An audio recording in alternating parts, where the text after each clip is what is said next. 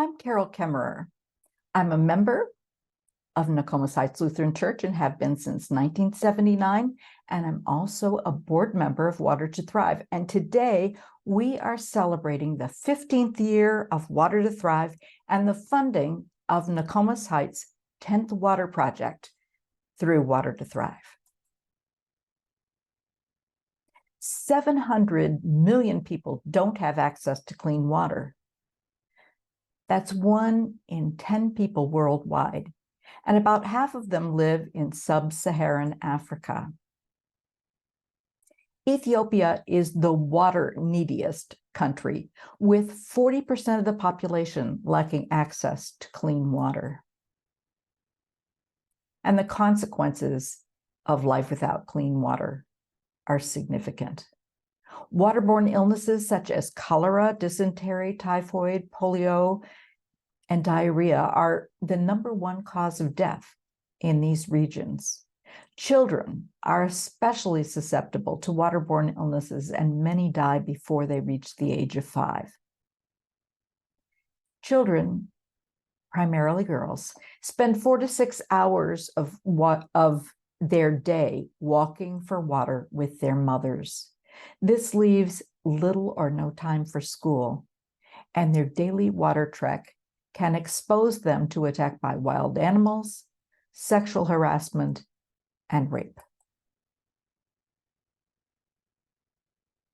Our executive director, Suzanne Wilson, tells of a conversation with a man standing by a new well in his village.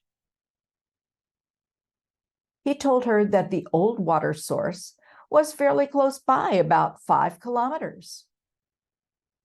Raising her eyebrows, Suzanne replied, 5 kilometers is not close by. Have you ever walked for water? Nah, he replied. That's women's work. And that work impacts women of all ages. Water to Thrive was founded in 2008. It grew from a study group at Triumphant Love Lutheran Church in Austin, Texas. The group was examining the root cause of poverty in the world and the leverage points for change. They were confident that they had what it took to make a difference, and that was the beginning of Water to Thrive. Triumphant Love Lutheran Church has funded 12 wells in the first year and has gone on to fund nearly 100 to date. You've met, if you've been a member of the congregation for long, the 2 co-founders of Water to Thrive, Dick Miller and Ed Charlo. Dick is our chairman of the board currently, and Ed is still a member of the board and president of our new endowment.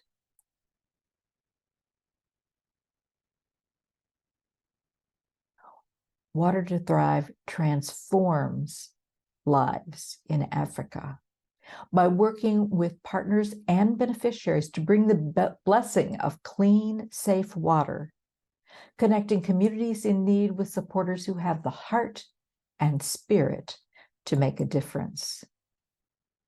Our values are woven through everything that we do. I want to talk specifically about empowerment. Our non-governmental organization, or NGO partners help beneficiaries receive the Clean Water Project. They help ready the village. They form a water committee of villagers that include at least half women, and that committee oversees the well functioning. The committee sets a user fee to be paid monthly by all that we use the well, ensuring that if repairs are needed, they have in their own community a fund that they can draw on. Our NGOs also provide water and sanitation training. Everyone in the village learns how to keep clean water clean. The village is responsible for erecting a fence to keep animals out. And when the well is complete, the villagers own the well. Consistent with our values, we give our donors our 100% promise. Every dollar raised for water goes to water. That means we need to fund our administrative costs, our staff, in a different way. So today, in 2023, we have thousands of supporters worldwide, and we are actively serving in Ethiopia, Tanzania, and Uganda, the water neediest countries in sub-Saharan Africa. To date, we have funded over 1,700 water projects, and over 800,000 people have benefited. Our water projects are providing 4.5 million gallons of safe, clean water every day. This map just shows the countries that we serve in: Ethiopia, Uganda, and Tanzania.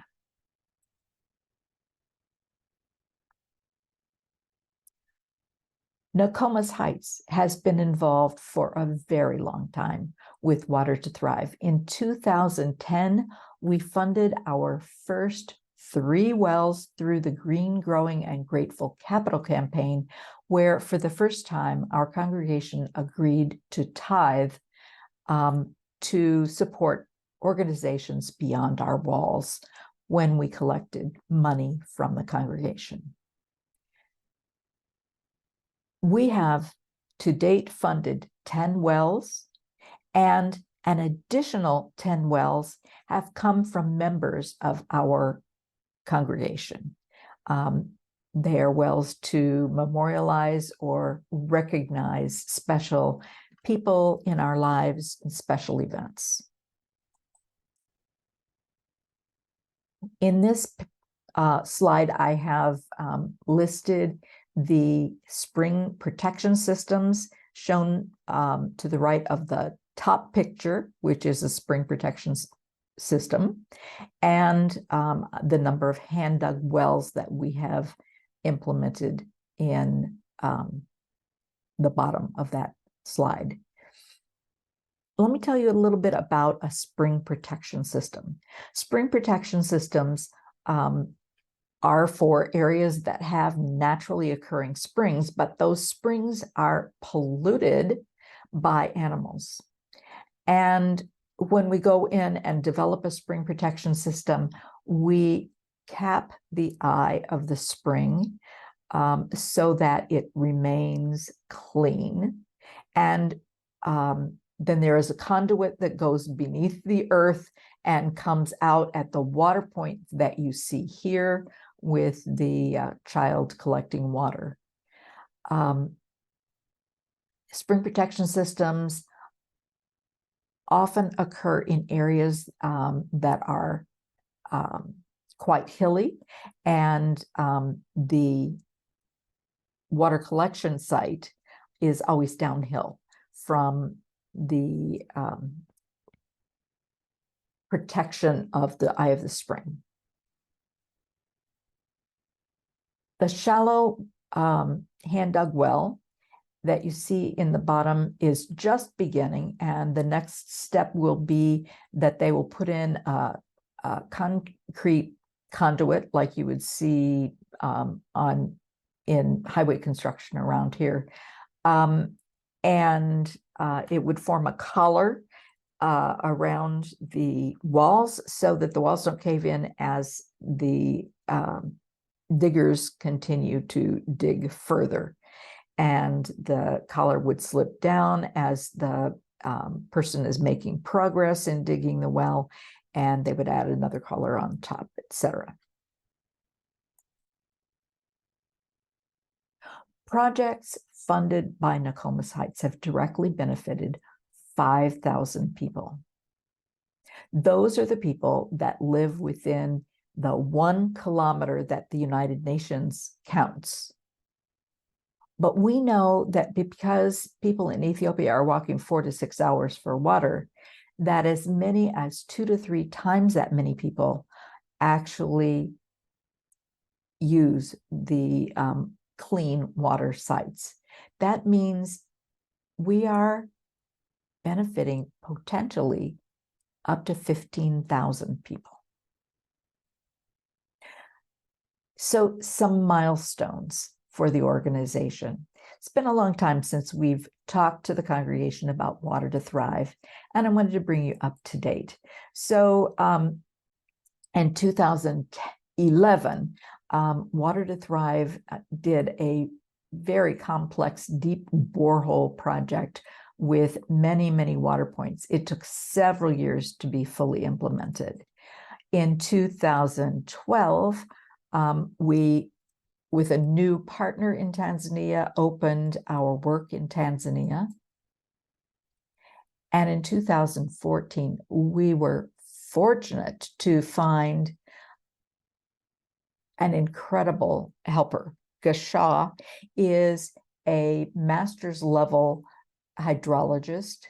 He lives in Addis Ababa, and he speaks several African languages and is willing and able to travel to all of our water projects in Ethiopia, Tanzania, and Uganda to make sure that the implementation is correct, and to continue to visit with our partners in each of those areas to make sure that all is well.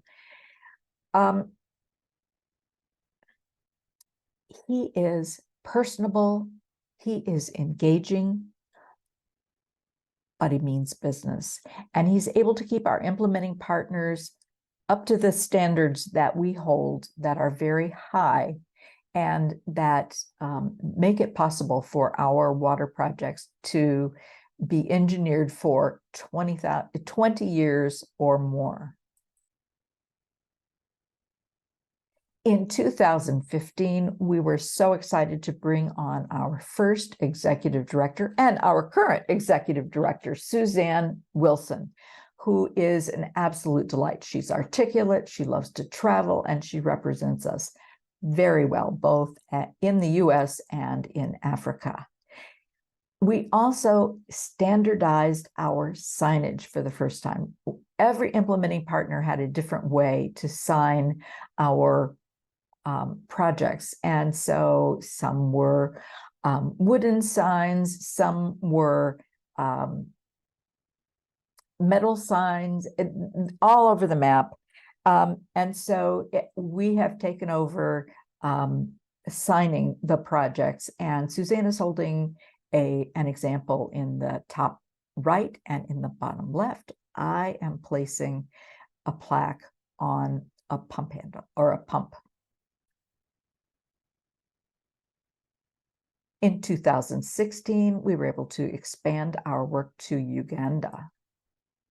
And in 2017, we were able to work with 14 Rotary clubs in both Ethiopia and the United States to bring on board 13 new water projects serving 7,000 beneficiaries.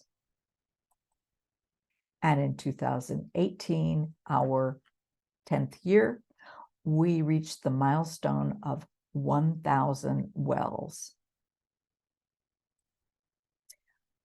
2020. All over the world, so many challenges as COVID hit. This picture shows sanitation stations in an Ethiopian town. Water to Thrive was not able to continue its work in Africa for the first 2 quarters of 2020 because the countries were shut down. But our implementing partners were still able to move among the population, dispensing soap and hand sanitizers and masks, and the important education about how to minimize the spread of COVID. By Q3, our implementing partners were able to resume water projects. Back in the US, Water to Thrive was unable to hold the kind of fundraising events that historically had been the funding source for our staff and operations.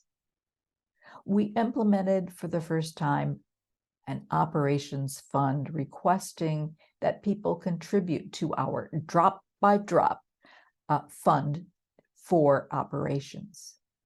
You may recall that Nokomis Heights responded to that most generously.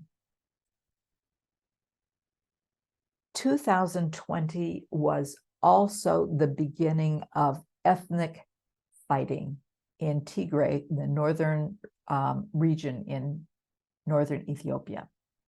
Civil war aimed at ethnic cleansing broke out, and the war affected 20 million people, 3/4 of them women and children. Thousands were killed, and 5.5 were forced to flee their homes. 2 million people are still displaced. A ceasefire occurred in November 2022. You can guess what happened not only to the agricultural productivity during this time, but also to many of the water projects that had been completed in that area. More on that later.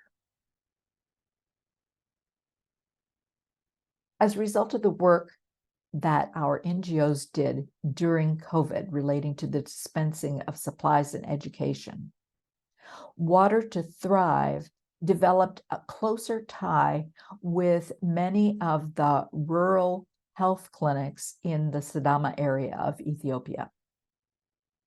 We received a grant to assess the water issues at those clinics, and we found that many were operating without access to clean water. We began, of course, to implement an action plan. So these were some of the conditions that we found at the rural health clinics. Can you imagine giving birth at a rural health clinic with sanitation that looked like this?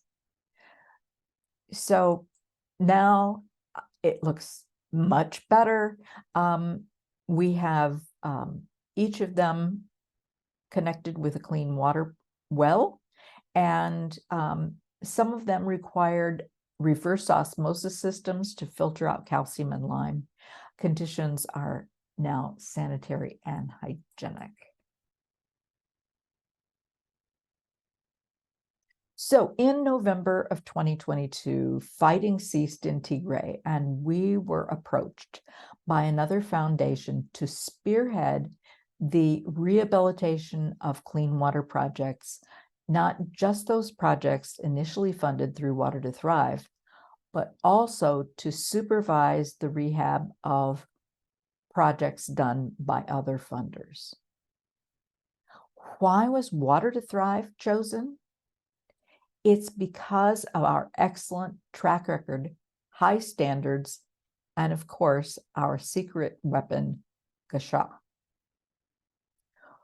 We have completed those 300 rehabs that we were funded for initially, and we've received another grant to begin work on the next group.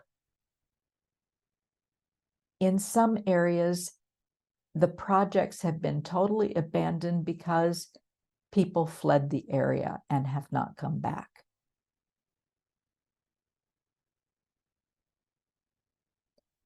Our NGO, REST, is having to implement all the training relating to establishing water committees and water and sanitation hygiene training because the people who are living there now are not necessarily the people who lived there before.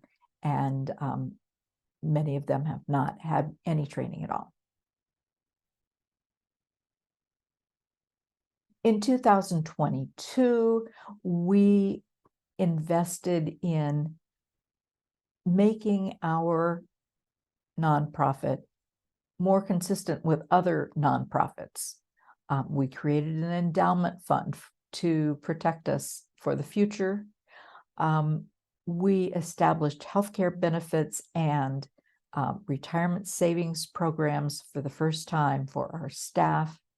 And we expanded our board considerably, which has improved our diversity greatly.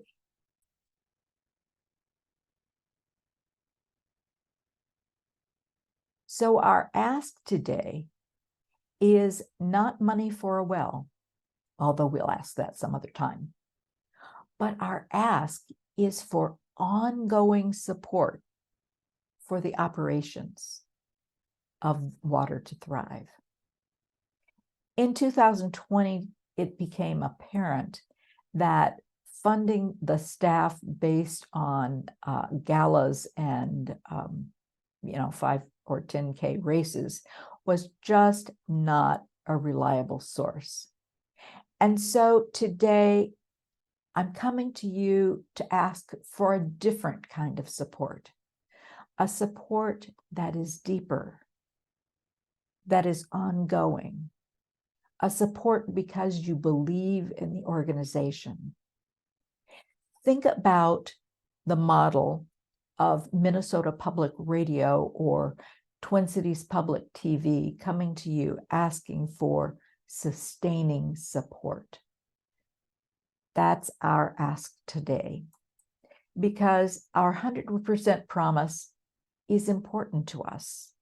We think it's important to our donors to know that every dollar raised for water goes to water. But we can't continue to do what we do without a firm basis for our staff and other operational costs. And so I'm asking you to stand with Water to Thrive on an ongoing basis.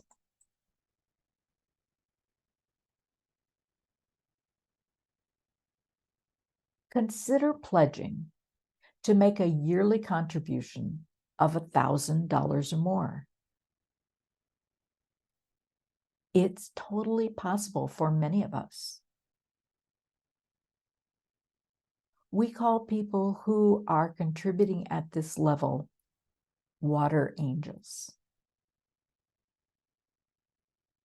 Perhaps a monthly contribution would be more comfortable for you.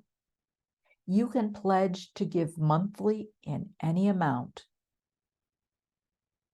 And when you do that on an ongoing basis, month in and month out, we call you a water guardian.